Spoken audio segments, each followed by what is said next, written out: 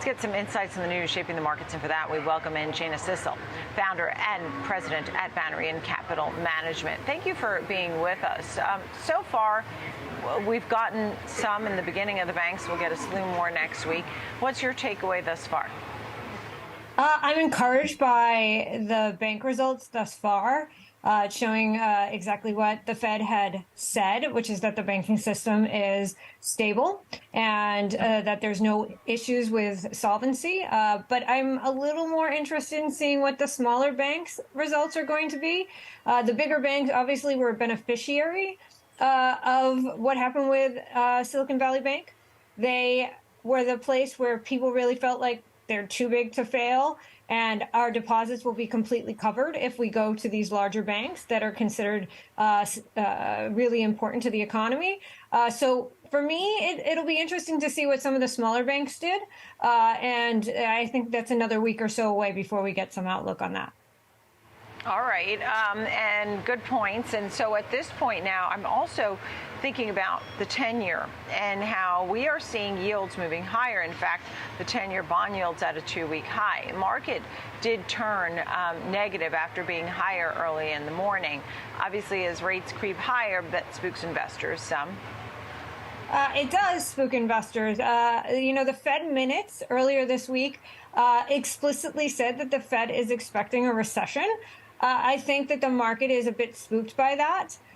We've never had a recession that didn't involve a substantial decline in corporate profits, so we should be expecting that. The other issue I think is worth noting is that we have inflation at 5.6% and the Fed funds rate at about 5%. We're still well above the Fed target of 2%. And then there's a lot of discussion of whether or not there will be a cut. I think it's really important to note that the Fed has never cut interest rates while inflation remains above the target Fed funds rate. So, we really need to see that kind of flip where the inflation rate is below the Fed funds rate before there's ever going to be a chance of a cut. But I think that the Fed has been pretty clear that inflation remains their main concern. Employment is showing a little bit of weakness, but not enough that I think would cause the Fed to really pause. And with this bank results, I think it's showing that the banking system has shored up, which I actually only think emboldens the Fed because, it's showing that they were able to resolve the issue after the Silicon Valley Bank scare.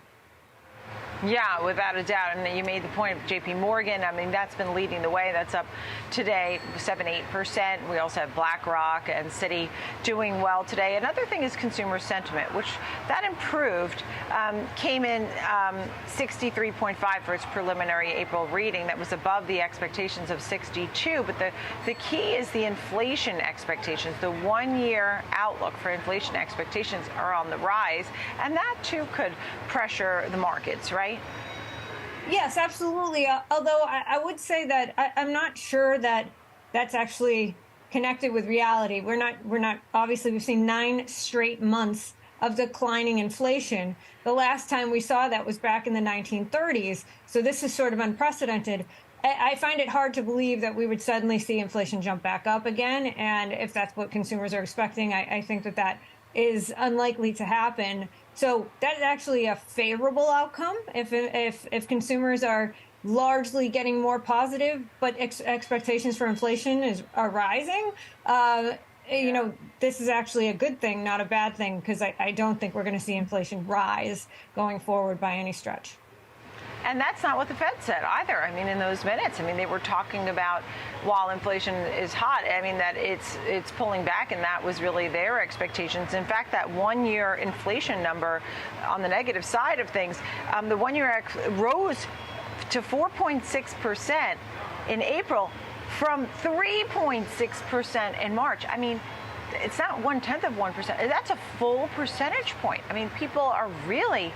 Are they just getting in tune with what we've been watching? I feel like they're late to the game. To have such a big jump. Let's just get to some of the stocks, too. I don't want to leave them out. So you have your first one, Southern Copper, SCCO. Tell me about this one. So let's just look broadly. A couple of sectors we're really interested right now are energy and materials. the energy and materials sector as a component of the S&P is smaller in market cap than Apple. So there's some opportunity here. And one of the things I like to point out is if you look at these types of materials, industrials, these cyclicals, they're going to have slightly higher PEs. And that is actually completely normal with cyclical stocks. When they are at their trough earnings, they tend to have the highest PEs. It's completely counterintuitive. So when we look at something like Southern Copper, as we think about where we're going, what some of the key trends are, one of the big trends right now is EV. And EVs use substantially more copper, 3 times more copper in EVs than in traditional internal combustion engine vehicles. So there is a rising demand for copper. And as Southern Copper is one of the largest providers of copper in the world. It's trading at about 19 times. And so I think this is a very attractive play right now. I'm focusing on some of the bigger multinational players because we have a weakening dollar, so they will benefit. And this is a stock that I think kind of fits into all of those trends that we're looking at that could really benefit as we have increasing demand for copper. You also have NOV in the energy space, actually energy materials, way to make energy happen for us. And the last one was Leidos. That's in the world of industrials. Tell us about NOV and Leidos. So NOV, looking again, like I said, materials, industrials, and energy are kind of our key plays. So pick the stock, my favorite stock from each one. NOV, again, falls into that really high PE, but again, cyclical. So expect that sort of at the trough.